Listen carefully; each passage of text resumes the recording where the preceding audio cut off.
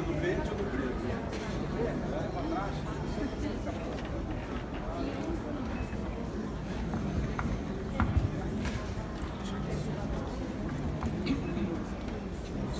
Boa noite, gente. Prazer estar aqui com vocês. Você sabe que para o leitor é a melhor coisa para o escritor é poder encontrar o leitor. Então esse momento aqui não tem preço para a gente. Boa noite a todos. Leila já deu as boas-vindas, obrigado também pela deferência e principalmente muita honra por estar aqui ao lado do Rodrigo. Rodrigo que chega a Leia com esta edição ampliada, nova edição, ilustrada, como disse a Leila, revista em cada palavra pelo autor. Realmente uma edição muito caprichada, com um capítulo novo, que ele vai misterioso, né? Sobre mistérios, histórias fantásticas ou fantasmagóricas ou fantasiosas, né, da história do aparecimento da Santa no Rio Paraíba do Sul.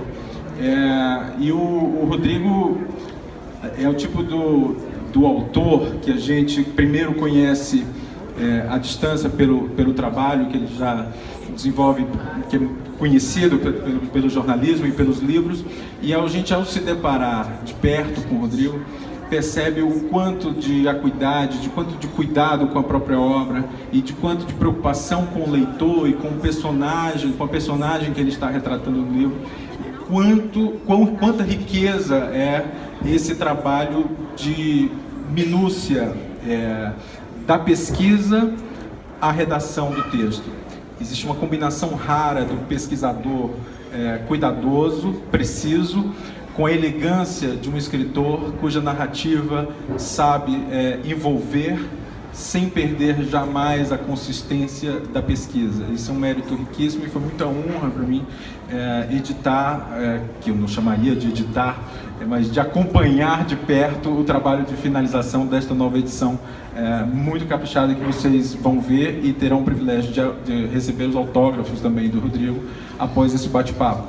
Eu vou fazer aqui uma condução de algumas perguntas, porque obviamente toda a riqueza está na fala do Rodrigo, nesse contato, como ele diz, do autor com os seus leitores, e a gente pode abrir perguntas de vocês em seguida e finalizando evidentemente com a sessão de autógrafos.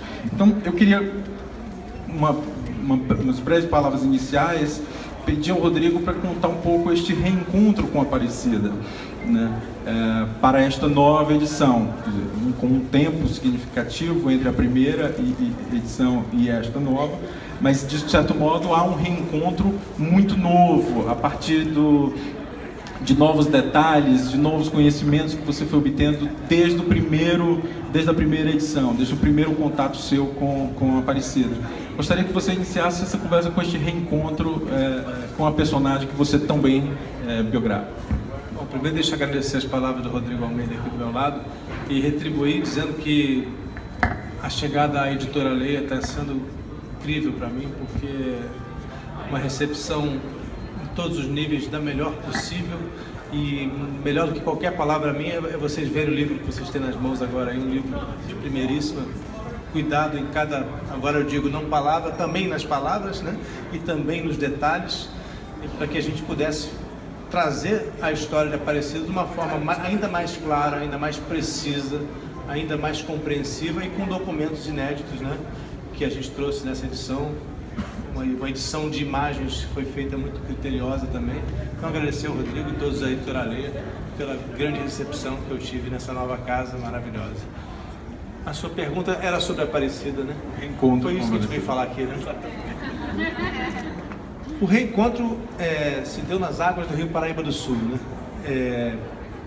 Eu comecei a pesquisa para Aparecida em 2011, sem saber muito bem o que eu ia encontrar. Eu só sabia que tinha 3 pescadores na história.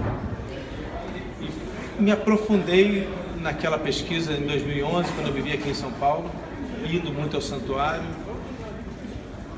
E comecei a entender que havia uma outra dimensão desconhecida de Aparecida, né? Além da dimensão devocional, que é importantíssima, porque sem ela não estaríamos aqui falando desse assunto. Mas além da pequena história que se conhecia, havia uma grande história brasileira dentro de Aparecida, trazida por essa imagem de Aparecida. Recentemente, voltando a pesquisar sobre o assunto para escrever um livro sobre os milagres atribuídos a Nossa Senhora Aparecida, devo citar aqui o nosso pesquisador Marcos de Gênova, que está ali, também grande papel nessa pesquisa, né? A gente mergulhando nos documentos históricos e nos arquivos perdidos, empoeirados, surgiram novos documentos e novas histórias importantíssimas, que trouxeram uma revelação que muda o que a gente sabia sobre a Aparecida em 300 anos de história. E com isso a gente desfaz uma injustiça. Eu vejo um público aqui embaixo, pelo menos ali em cima, também, pessoal da fila ali, público muito feminino, e a mulher, mais uma vez esquecida na história, deixaram de lado, a grande personagem da história ficou esquecida por 300 anos, porque se disse o tempo todo que quem guardou a Aparecida em sua casa foi Felipe Pedroso. Essa é a história que todos conhecem, né? E está lá no relato oficial. O padre encarregado de fazer o relato oficial disse: olha, isso não é importante, vamos direto ao que interessa. Foi Felipe Pedroso, afinal, que levou para casa, fez um oratório, deu ao filho Atanásio, e foi assim que a Aparecida se tornou o que é. Mas o padre cometeu uma grande injustiça, talvez pela pressa de escrever um relato ao Vaticano para comprovar a importância daquela imagem que tinha sido encontrada aqui. O padre Vilela, ao relatar a história de Aparecida, deixou de fora Silvana da Rocha. Quem conhece um pouquinho da história, o pessoal aí de cima também, sabe que Silvana da Rocha foi a pessoa que testemunhou o segundo milagre de Aparecida, o milagre das velas. Foi na casa dela. O primeiro, a pescaria milagrosa, que é o encontro da imagem. Quem é a tal da mãe Silvana que aparecia naquele relato do padre apressado, que deixou de fora a explicação sobre ela? O que ela viu aquele milagre? Silvana da Rocha viu o milagre porque hoje eu posso afirmar com toda certeza isso. Há documentos daquela época que comprovam isso, que foram deixados de lado, porque Silvana da Rocha levou para casa a imagem no primeiro dia, quando ela foi encontrada. O filho, João Alves, disse: mãe, guarda essa imagem para mim, essa imagem milagrosa. Eu acho essa história comovente, porque o filho, né, é simbólico também, o filho pedindo à mãe para cuidar daquela que seria a mãe dos brasileiros, né, depois de alguns anos. E isso ficou de fora, e a gente conseguiu trazer esse reencontro com a imagem, reencontro com a Aparecida, reencontro com Silvana da Rocha, reencontro com as mulheres esquecidas, mais uma vez, da história, não mais esquecidas. Esse é um dos resgates, um dos reencontros que tem nessa nova edição, além de outros importantíssimos. Rodrigo, você falou agora da questão da mãe dos brasileiros. No livro você, de partida, pontua que ela, quer dizer, foi o primeiro símbolo nacional, o primeiro de uma série de símbolos nacionais que só viriam a se tornar símbolos depois dela, né? Veio o hino nacional, a bandeira, o hino, o samba, Pelé.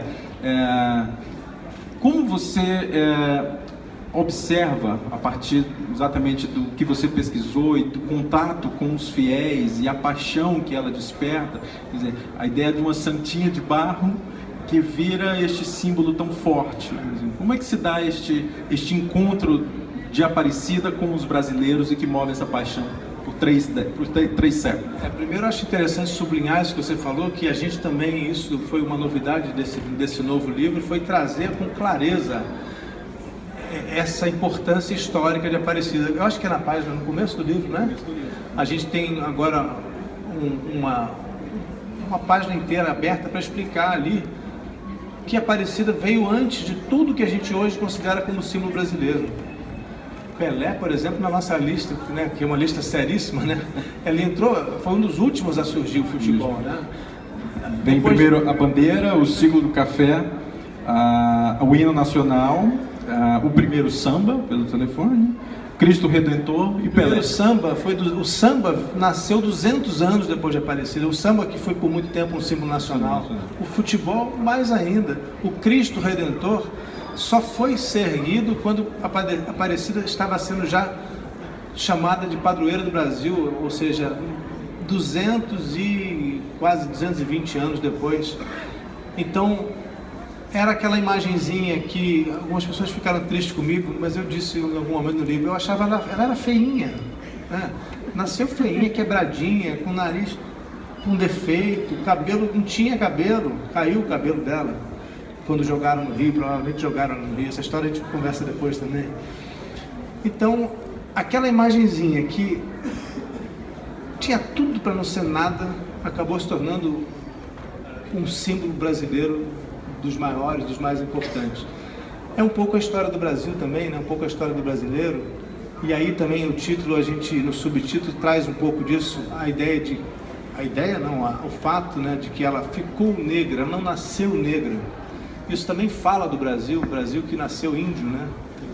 Que foi, depois vieram os portugueses, vieram os negros, e as peles foram se misturando, as cores foram se misturando. A cor de Aparecida também foi se misturando ao longo do caminho, como a do brasileiro. Então, em tudo, e até na maldade que fizeram com ela, nas maldades que já fizeram com ela, ela é brasileira. É a ideia do o Brasil que se despedaça de vez em quando. De vez em quando vem alguém nos dar uma pancada, né? Mas não nos destrói. Então, em 1978, até o episódio que começa o livro, a imagem foi atacada, destruída em mais de 200 pedaços, a cabeça irrecuperável, mas um trabalho meticuloso de uma restauradora, Maria Helena Chartoni, viva inclusive, uma artista plástica, muito bom trabalho. Ela, muito critério, escondida no museu, no MASP, aqui perto da gente, ela escondido porque ninguém podia saber. Tinha gente querendo fazer de tudo, inclusive queriam levar a imagem para o Vaticano, tinha artistas que queriam ter feito, tinha um padre que queria fazer ele mesmo a restauração. Então a Maria Helena Chartoni reconstituiu cada pedacinho. Agora ninguém fique ferido, né? Nosso orgulho brasileiro agora, depois de tudo que eu falei de símbolo nacional, ao saber que a cola que colou a Aparecida era argentina. São coisas da vida, né? A sua narrativa, e você falou o início também em que narra o atentado, né, trágico da imagem de Aparecida. Mas a narrativa como um todo é uma narrativa de um escritor que se combina com a de um pesquisador que se baseia em documentos, em fontes, em relatos, em pessoas ouvidas. Então, o rigor da pesquisa com a elegância e a paixão da narrativa, muito envolvente, muito sedutora, que você lê numa sentada com grande emoção e com grande paixão, né? Eu queria que você falasse um pouco sobre essa combinação, porque você, originalmente, por formação, jornalista, portanto, cotidianamente, encontrando fatos que se deparam e tem a missão de narrar em seguida, e, ao mesmo tempo, se transmuta para o papel do escritor, pesquisador, historiador. Como se dá essa mutação e essa convivência dos diversos personagens, das suas diversas missões profissionais, simultaneamente? Eu acho que mais do que mutação é convivência mesmo, né? A precisão jornalística é, para mim, a base de tudo, a precisão histórica, a atenção ao respeito à verdade dos fatos. Claro que quando a gente fala a verdade é uma discussão enorme, aí o que é verdade, óbvio, né? Mas aquilo que pode ser comprovado, aquilo que pode ser mostrado e que tem valor histórico é diferente daquilo que eu penso apenas porque a minha emoção me diz. Então, o critério básico é o critério da precisão. Essa é a palavra mais importante para mim antes de qualquer coisa. Depois da precisão, eu penso, um livro, ele só existe se ele for lido com prazer. Um livro que vai para a estante, ele não será lido. Não adianta ter a melhor informação possível, não adianta ser preciso e chato. Senão vamos ler dicionários, vamos ler enciclopédias que são precisas, mas são chatos. Então, eu penso que, primeiro, sempre existem grandes histórias, né? Eu tenho certeza que cada um de vocês aqui, ali em cima, aquela senhora de chapéu rosa que eu conheço bem, já não perde uma, beijo para você, tem uma grande história para contar. Então, olhar para a história, sempre eu olho para as histórias querendo saber o que há de interessante, o que há de melhor para se contar delas. E a junção desse olhar, que é um pouco o olhar do ficcionista, né? Que é, na verdade, uma grande paixão minha também, se junta ao olhar do jornalista e resulta nessa forma de escrever, nessa forma de trazer o livro. Mas tem uma captura do humano muito forte também, seja no seu trabalho como jornalista, como escritor, como pesquisador. E isso se mostra no livro, no seu contato com a personagem retratada. Como se dá esse encontro, inclusive no processo de produção, de investigação, de apuração? Você sabe que às vezes a percepção que você tem é melhor do que a minha, né? Você tem a distância melhor do que eu para enxergar isso que você está me dizendo. Eu tento elaborar aqui agora, diante do que você diz, a experiência jornalística que me leva ao terremoto do Haiti, que me leva a uma favela feita de papelão, onde o esgoto corre pela rua, ela me ensina a gostar das pessoas. Se você gosta do seu personagem, você quer falar dele, né? Você tem um outro olhar sobre ele. Então eu acho que esse convívio com o ser humano diferente, o ser humano, a aceitação da diferença e o interesse pela diferença, eu acho que é o que acaba fazendo isso, trazendo esse resultado que você diz, né? Da humanidade, né? Da humanização das pessoas que são relatadas nos livros, né? E dos fatos também, eu acredito. No caso específico de Aparecida e das questões religiosas, né, e dos personagens que têm a ver com a fé e a religiosidade do brasileiro, acho que isso ainda fica mais aguçado, ou não? Assim, porque você relata também o fato de que após a publicação, certamente você participou e participa de muitos eventos Brasil afora, o diálogo com os fiéis traz também outras histórias e outras lições que você vai incorporando aos seus novos trabalhos. O livro foi enriquecendo. Até outra razão para a gente ter hoje um novo livro, né? Porque o autor que escreveu o primeiro livro Aparecida em 2014 mudou muito com essas entradas que os leitores dão. Tem gente que eu conheço da internet aqui, por exemplo, que traz retorno pra gente, né? Que vem contar histórias. Olha, eu tenho uma história na minha família. Sabe quem me escreveu agora? A filha de um piloto de avião, o Daniel Chaim, que é uma história contada no livro, no momento em que a imagem Aparecida restaurada vai sendo trazida de volta aqui do MASP, daqui pertinho da gente, para Aparecida, uma grande procissão histórica. Um avião, o Daniel Chaim foi acompanhando a procissão. Quando ele chegou em Aparecida, um pouco antes, o avião caiu e o piloto morreu. Uma história trágica no momento da grande festa de Aparecida, do renascimento de Aparecida, né? Nem tudo é só boa notícia. Naquele dia teve um acidente de avião a poucos metros da Santa.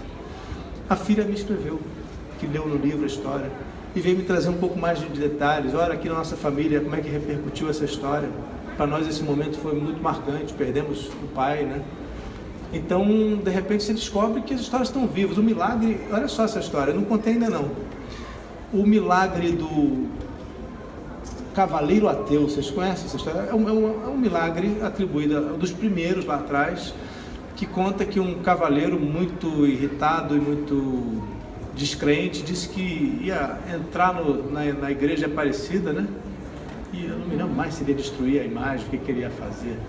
Ele vinha com uma grande maldade, só que o cavalo, quando chegou na frente da igreja, o cavalo travou e ele não conseguiu entrar e se converteu naquele momento. O neto dele é meu colega de profissão e disse: cara, essa história é contada na minha família há anos, a gente vive isso é uma coisa importante para nós, e veio me trazer novos detalhes. Então, como é uma história viva, é uma biografia de alguém que está vivo, porque a Aparecida continua entre nós, né, da maneira como ela sempre esteve, as histórias vão se recontando e ganhando novas dimensões. Você falou nos milagres, e você escreve, né? Uma santa não se faz sem milagres, evidentemente, e digo isso de maneira respeitosa, do ponto de vista da religiosidade, mas também uma santa precisa atender aos anseios dos fiéis para se fazer santa, né? E se perenizar, né? no imaginário e na crença de um país, né? Dos fiéis. Não seria cultuada por 3 séculos sem se não fosse milagrosa. Se não fosse milagrosa. O que você conta em relação aos milagres e como é que você lê esses relatos? Como é que você lida com esses relatos do ponto de vista do escritor, do pesquisador, e do ponto de vista de um católico, o olhar é sempre do escritor, sempre olhar para a história, né? Mas ao mesmo tempo é sempre um olhar de acreditar. Eu parto sempre do princípio que o milagre existe. Não estamos aqui para questionar, nem padres questionam, ninguém questiona quando alguém relata um milagre. Não existe um tribunal que diz o seu milagre é verdadeiro, mas o seu não é, né? Então, a minha receptividade às histórias é sempre também com o olhar cultural, né? A importância que isso tem para nós como brasileiros, né? Como é que isso nos faz mais brasileiros, nos forma como país. E por que, né, a Aparecida atendeu aos anseios dos brasileiros a ponto de se tornar a santa que é a imagem do Brasil? Você pode estar na Alemanha, na China, se você vir aquela imagenzinha triangular, aquela cor de veludo ali, às vezes parece lilás, mas é azul, né, com a coroa, você sabe que está vendo uma imagem do Brasil, né? Então, eu entendo que essas histórias são formadoras de nós como brasileiros, e o fato de Aparecida estar ali, aqui, né, no caminho entre o que era a capital, depois veio a ser a capital, ainda era Salvador, depois o do Rio, para São Paulo, Minas de Ouro, que não existia Minas Gerais, estando ali no meio, o Brasil ainda se formando, não éramos nem chamados de brasileiros naquela época. E aquela imagenzinha, as pessoas atribuindo milagres a ela no meio do caminho, né? Naquele sofrimento que era atravessar, imagina a Via Dutra sem asfalto, a cavalo ou a pé, como os escravos faziam. Então, eu acho até que eu me perdi da sua pergunta, né? Que o assunto vai levando a gente, né? A sua relação com os milagres, né? De como você os vê, né? E aproveito até para me perguntar... pelo que você pesquisou, há uma mudança no padrão de relacionamento e de identificação do brasileiro com a santa e com essas histórias de milagres promovidos por ela? Olha, essa análise requer um pouquinho mais de... né? Essa a gente não combinou. Essa pergunta não foi combinada. Eu não percebo exatamente uma mudança de padrão, né, do que havia, você fala em 1717, né, para hoje. O que eu percebo, e aí eu até coloco isso com clareza no livro, é uma mudança na enormidade da fé dedicada à imagem de Nossa Senhora Aparecida, né? Como ela foi realmente ganhando os brasileiros, como ela foi se tornando brasileira, deixando de ser apenas paulista, apenas do interior de São Paulo, para ser uma imagem do Brasil, né? E que eu acho que para muitos, nós estamos aqui em São Paulo, acho que para muitos paulistas é um motivo de orgulho também, né? Certamente você viu essa pergunta, teve essa pergunta em 11 de 10 eventos que você participa, mas não faça. Essa é a pergunta que eu não gosto. Me conceder o direito de não ser original. Você tem fé? Você acredita? Você diz por trabalho, por pressuposto de acreditar no milagre. E como um crente ou um descrente, como um cidadão ou como um devoto, ou como, enfim, como um ser humano, independente do que você faça no trabalho, como é a sua relação com a Aparecida, com a religiosidade, com a espiritualidade, com essas questões que você tanto aborda? Olha, primeiro, quando eu comecei a escrever o livro, eu tive uma preocupação que hoje se tornou um pouco menor. Eu fazia questão de não ter nenhum vínculo com a igreja, com o fato de ser católico, né? Com o católico em todos os sentidos, cultural, né? No sentido religioso. Porque eu entendo e continuo entendendo que para escrever um livro como esse eu preciso ter um olhar, não é distante, mas um olhar isento, né? Eu não posso, senão eu vou me tornar um escritor devocional e vou fazer outros livros como milhares que já existem. Eu penso que esse livro, o que ele trouxe a diferença foi justamente preencher a lacuna de um livro histórico com seriedade, falando de um tema que era tão importante. Agora, escrevendo sobre isso, acaba que você começa a se identificar. Você começa a ter contato com o universo com muito mais proximidade, com muito mais intimidade mesmo é a palavra, e de repente a Aparecida passou a fazer parte da minha vida, de várias formas. No sentido até artístico também, por exemplo, eu passei a procurar, a colecionar imagens de Maria. Então, eu tenho hoje em casa muitas imagens, porque eu gosto muito. O valor cultural, o valor histórico, né? O significado que isso tem para o Brasil. Agora, eu sou um católico não religioso, não sou o católico aquele que, né, está com a Bíblia debaixo do braço. Eu leio a Bíblia com outros olhos e me interesso demais por ela. E agora estou lendo demais a Bíblia, relendo cada um dos evangelhos e cada carta e os Atos dos Apóstolos. Até falaremos depois o porquê. Falaremos a razão depois. Mas o meu olhar continua sendo o olhar do escritor. Tem que inclusive está no subtítulo, que é o uso da santa para fins políticos da princesa Isabel, né, por um interesse genuíno. Queria engravidar, então ela tinha boas razões. Era uma boa razão para isto. Ao Marechal Castelo Branco, né, passando por Getúlio Vargas, que constantemente houve um uso por parte de políticos em benefício próprio. Como é que você viu isso? Qual a sua análise que você faz desse uso frequente? É uma consequência natural justamente de ser um símbolo nacional e aí a política inevitavelmente vai usar? Qual é a legitimidade ou a ilegitimidade deste uso? Eu acho que sim, exatamente como também usou-se a Copa do Mundo, né, a vitória do Brasil na Copa do Mundo. Os militares quiseram se aproximar de Aparecida e fizeram uma oferta aos padres de Aparecida: olha, vamos fazer uma peregrinação nacional, Aparecida se tornará generalíssima das Forças Armadas Brasileiras. Eu não sei para que alguém quer esse título, mas foi oferecido e concedido, e ela recebeu, está no livro lá o documento. E o Getúlio também, né? Houve um interesse de se apropriar da popularidade de Aparecida e dizer: olha, estamos com o povo, né? É um pouco como aquela cena de abraçar uma criança também na eleição, né?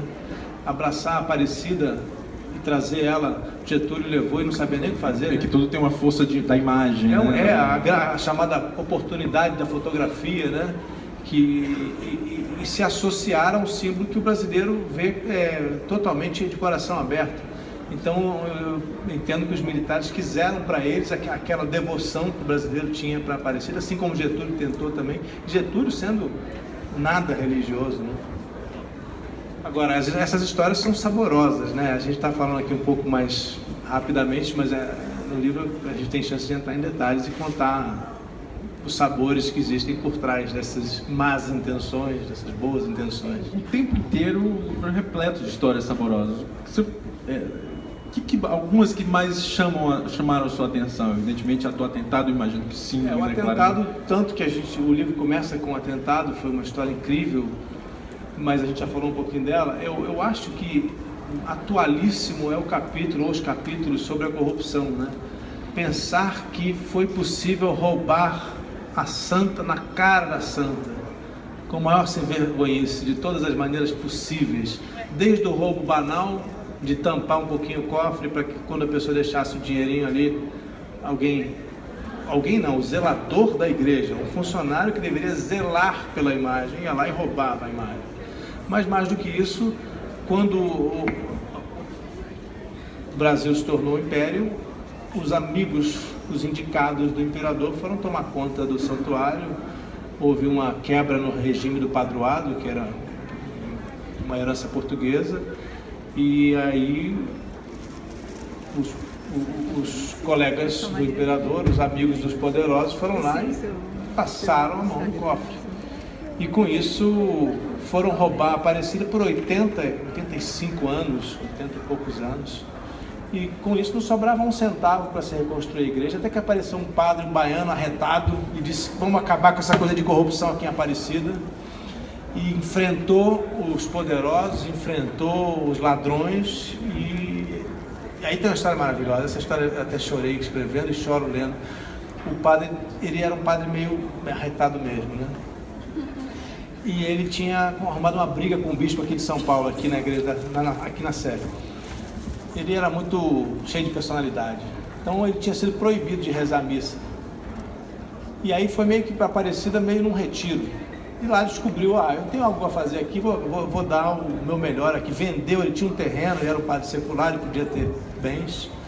Vendeu tudo que tinha, botou do dinheiro dele, conseguiu tirar o dinheiro da corrupção, e aí, proibido de rezar, no dia em que a igreja foi inaugurada, já quase chegando ao século XX, o Dom Carmelo recebeu o direito de rezar uma missa, e foi assim, as pessoas choravam, depois de 12 anos sem poder rezar, ele fez a primeira missa na igreja que ele construiu, né? Com todo esse esforço pessoal, enfrentando a tristeza que era aquele lugar, que parece muito com o que a gente tem em Brasília hoje, né? Parecia. Eu voltarei a fazer perguntas, mas eu queria abrir espaço para quem desejar perguntar para o Rodrigo. Tem um microfone aqui. Boa noite. A minha pergunta, meu nome é Maria de Lourdes, sou da área de educação. Eu senti falta de não dar continuidade, de falar da política até hoje dentro dessa igreja. Porque a gente sabe que o grito dos excluídos é lá, que é uma força do povo, e que também teve uma resistência para incluir. Então, eu queria saber por que você... A impressão que eu tenho no outro, não esse, que eu não li ainda esse, é que se parou na política e não entrou em detalhes com relação ao século mais recente. Olha, se a gente for...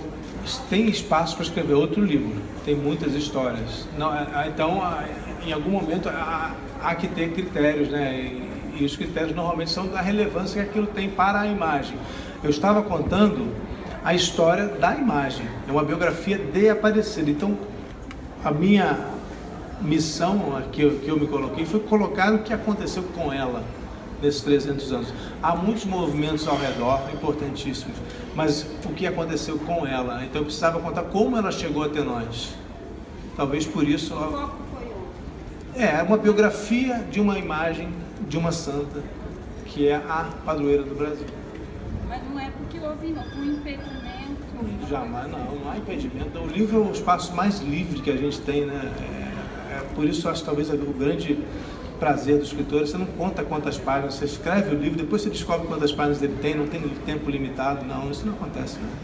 Tem editora, se você escrever para uma editora religiosa, a religiosa não vai permitir você falar que teve tanta briguinha. Eu nunca tive esse problema, isso eu posso dizer, não aconteceu comigo. Muito menos na Leia.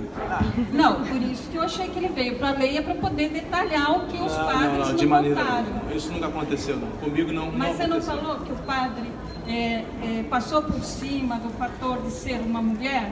E daí no primeiro livro foi isso pela pressa desse padre? Não, desculpa se eu me expliquei mal. O padre Vilela é o padre que lá atrás, pouco depois da imagem ser encontrada, 1740 e pouco, ele começou a dar atenção ao fenômeno. Ele relatou, na verdade não foi ele que escreveu, ele relatou a outro padre, que foi o escrivão. E quando eles contaram essa história, não entrou o detalhe, que não é um detalhe, de quem foi a primeira guardiã de Aparecida. Não fomos nós, no século XXI, que omitimos aquele detalhe. Lá atrás ele ficou omitido. Só que eu só tive essa informação depois de ter escrito o primeiro livro. E por isso que ela só entra agora. Obrigado. Próxima pergunta, Ali. Olá, boa noite. Eu sou a Patrícia, seguidora e leitora desde o primeiro, Aparecida. Rodrigo, eu não sei se é uma impressão minha, mas eu achei que mudou até um pouco a sua forma de escrever. Do primeiro do livro, você sempre foi, sempre é, muito imparcial como jornalista, como nós da comunicação temos que ser. Mas eu percebo, eu não sei se também pelo fato de ter escutado o seu relato da sua filha, que quase caiu Maria, com certeza, eu que sou devota desde os 3 anos de idade, a minha primeira experiência foi aos 3 anos de idade sendo devota. Então, quando eu ouvi aquele relato, eu senti que houve uma mudança, assim como a Maria Helena, que restaurou e teve a sua vida de fé mudada, você até meio que já respondeu, mas eu percebo na sua escrita, você também percebe na sua escrita uma mudança? Sabe que eu acho que as pessoas ficam procurando essas coisas? Quando elas procuram, elas acham. Eu acho que não. A minha escrita ela tem evoluído, na verdade, no sentido do escritor, né? E aí eu não vejo essa influência. A mudança talvez seja de estilo, mas não de forma de pensar, nem de forma de relatar os fatos. Não há uma devoção maior no texto atual. Não há. Porque não havia devoção no anterior. O texto não tem devoção. Ele é um texto realmente que se atenha a acontecimentos, até a versões às vezes, né? As versões também a gente conta e diz, olha, isso aqui é uma versão, preste atenção, não é comprovado que isso aconteceu, mas a versão foi importante há algum tempo, então por isso ela é relatada aqui. Mas não, a resposta é não. Só concluindo, acho que também pelo fato de que o Milagres entra também o testemunho das pessoas, né? Então essa parte, então talvez por isso que eu tenha sentido também essa diferença. Obrigada, Rodrigo. Obrigado. Próxima pergunta. Aqui. Tudo bem, Rodrigo? Meu nome é Leonardo. Sou historiador, sou devoto de Aparecida também. Você acha que agora acabaram de passar as celebrações dos 300 anos, né? Grande festa lá no Santuário Nacional. Você acha que nesses tempos que a gente está vivendo de tanta intolerância, ódio, desrespeito, desamor, uma festa como essa que o Santuário Nacional promoveu dos 300 anos, né? Com uma preparação longa, e tanto material que saiu também, não só o Aparecida, mas outros escritores, outros autores falando disso, pode reverberar num aumento da devoção ou numa mudança de comportamento social mesmo dos próprios católicos, né? Que às vezes a gente vê um levante fundamentalista não só nessa ou naquela religião, mas na religião como um todo, né? E Aparecida a gente vê justamente isso, né, acontecer diferente, uma imagem humilde, pequena, desprezada, jogada no rio e que se torna tudo isso, né? Será que esse resgate de valores, de sentimentos você acha que pode acontecer alguma coisa nesse sentido, assim, e que a literatura, né, como Aparecida, contribui para isso? Eu acho que a literatura contribui sempre para esclarecer, né? Quando a gente faz uma literatura séria e não panfletária, como é o caso, a literatura traz informação. Eu tenho retornos muito bons de pessoas não religiosas que leram esse livro, de evangélicos que leram esse livro, evangélicos que leram também o livro Maria. A gente sabe que para o evangélico a imagem é algo que é um problema, é um tabu aí, existe uma questão que eu até... Já virou uma questão nacional. Já virou a questão nacional, não foi à toa que ela foi quebrada em 78, mas eu penso que houve esses movimentos de celebração ao longo dos 300 anos, o tempo todo, né? Não acho que isso seria capaz por si só de gerar uma mudança cultural ou aumentar a rivalidade. Acho que não, penso que não. Faço um adendo. Que impacto na sua avaliação existe sobre a sociedade, sobre as religiões, o amor religioso, ou um símbolo de uma paixão religiosa como Aparecida ou quaisquer outras, assim? Se não tem esse impacto que você disse, mas algum impacto tem. Que impacto existe na sua avaliação? De Aparecida sobre os brasileiros? O amor religioso, de uma maneira geral, e claro, no caso também de Aparecida. Isso também já é uma leitura que eu faço hoje diferente do que eu fazia quando eu comecei a escrever sobre o tema. Hoje eu vejo maior a importância do resgate dos valores, né, que foram trazidos pelo cristianismo, apesar de todos os problemas. Eu nunca faço questão de dizer, quando eu falo dos valores do cristianismo, eu me lembro também dos problemas que houve com o cristianismo. Mas o resgate daqueles valores originais, eu vejo hoje sim como positivos, como importantes para se entender melhor o mundo complicado de hoje, intolerante. Acho que são valores que, quando as pessoas realmente se atêm a eles e não vão lá só pedir uma graça que estão precisando, faz um favor aí que eu estou precisando construir uma casa, mas quando de fato olham para a religião e ao que há de questão de valores culturais, de valores éticos, a questão principalmente do respeito ao outro, muito esquecida, né? Quando a religião tem essa função, quando a devoção leva à reflexão, eu acho que ela tem um papel transformador.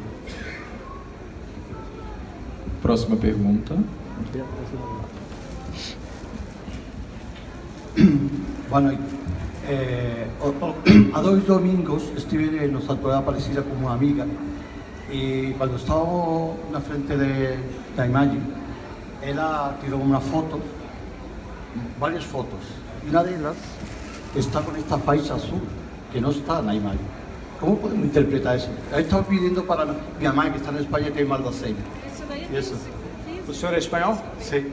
Posso ver a imagem? Há outras imagens e não está. Se o senhor perguntar a mim, eu vou dizer que foi um reflexo. E porque as outras não? Outras, que está outra que não tem Aí que entra reflexo. aquela nossa conversa anterior. Se há um milagre, se há um acontecimento extraordinário, eu acho que vai depender da consequência que ele teve sobre o senhor. Essa é a minha visão, mas não sou especialista. Aí nós temos aqui Não, eu pensei que você fosse padre, não, é historiador. Os padres talvez possam lhe orientar melhor sobre isso. Ao mesmo tempo, e não tem a faixa. Até Natal não posso saber nada, porque eu volto para a Espanha.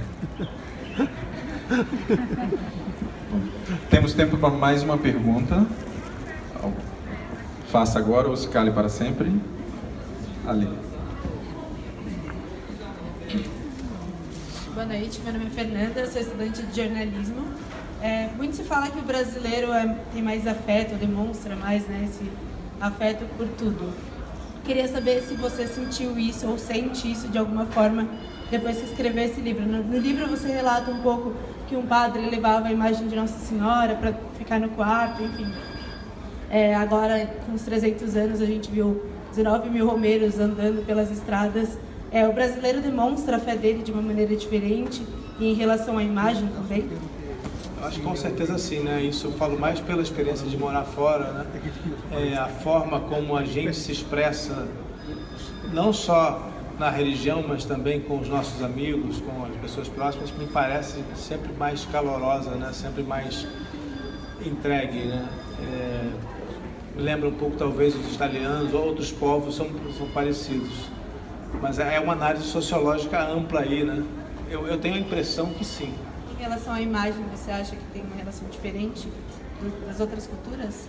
Olha, se você for a Portugal, não é muito diferente com Nossa Senhora de Fátima. Se for ao México, Guadalupe, meu Deus, olha só, é lindo aquilo. Você vê a devoção dos mexicanos, a entrega deles, eles chegam ajoelhados. Até na Alemanha, né, os alemães tidos como mais frios, mas tem uma devoção muito grande. Tem a Nossa Senhora de Altotten, que é prima, irmã de Aparecida, de certa forma, porque os padres redentoristas que salvaram o santuário vieram de lá. Eu acho que quando se trata de devoção, existe mais semelhanças do que diferenças entre os povos. Obrigada. Bom, eu vou encerrar fazendo uma rapidíssima pergunta. Eu sei que uma coisa mais chata para o escritor deve ser, ao falar do livro que está lançando, uma pergunta sobre o próximo livro. Mas neste caso faz toda a diferença, porque faz todo o sentido do contexto do que nós estamos falando. Você poderia falar do que você tem pesquisado e o que vem por aí? São 6 anos já de pesquisa com a temática de história da religião e com uma pesquisa muito grande e uma leitura muito aprofundada das escrituras. Então, depois de escrever Aparecida e Maria e Milagres, escrevi também a biografia do padre Fábio de Mello, mas que não entra muito nesse contexto, é um outro tipo de livro, né? Eu me coloquei o desafio de escrever sobre Jesus Cristo, que é um grande desafio, né? Então, o livro que já está bastante avançado, que nós espero estar aqui começo do ano que vem para apresentar esse livro para vocês, vai contar a história de Jesus Cristo, mas com o olhar que é possível ter no século XXI. sem nada mirabolante no sentido de tentar criar teorias mágicas, criar manchetes para jornal, não é essa a ideia. Fazer sensacionalismo. As pessoas toda hora inventam alguma coisa, apareceu, né? Eu morava em Jerusalém, surgiu um novo túmulo de Jesus do lado da minha casa. Então, eu morava ali, Jesus tinha sido enterrado, ele e Madalena, estavam os dois aí do meu lado. Tinha uma tradição de uma grande revista semanal, de toda a época do Natal tinha uma grande reportagem sobre Jesus, e era sempre o mesmo autor. E aí diziam, poxa, esse jornalista tem a capacidade de criar um lead, que é a primeira quente de um personagem de quantos mil anos. E aí você vai ver a pesquisa, não tem nada. Foi o Zé das Couves lá de sei lá onde que escreveu um negócio baseado numa linha de um documento e aquilo vira um fenômeno, né? Então não é isso. Assim como foi Maria, Aparecida, é um resgate sério do que existe. E existe muita coisa nova. Documentos encontrados no Egito, documentos encontrados no Mar Morto, que precisam ser considerados. Não é porque a igreja condenou lá no passado que nós não vamos olhar para eles com o valor histórico que eles têm, para entender o que foi Jesus Cristo no tempo dele e o que ele se tornou para nós. Bem, Rodrigo, reafirma aqui o orgulho de trabalhar com você, em nome da Leia, o orgulho de toda a equipe que se empenhou e que se empenha no trabalho, na finalização dos livros que você também produz. Que bom. Para nós é um motivo de imensa felicidade, como é de imensa felicidade recebê-los aqui, que também em nome do autor agradeço. Os convido agora a subir ao último piso para ter uma conversa próxima, sem grandes conversas, mas um autógrafo do livro, que o Rodrigo estará lá autografando para vocês. Obrigado, gente. Prazer. A gente fala mais um pouquinho lá em cima. Obrigado.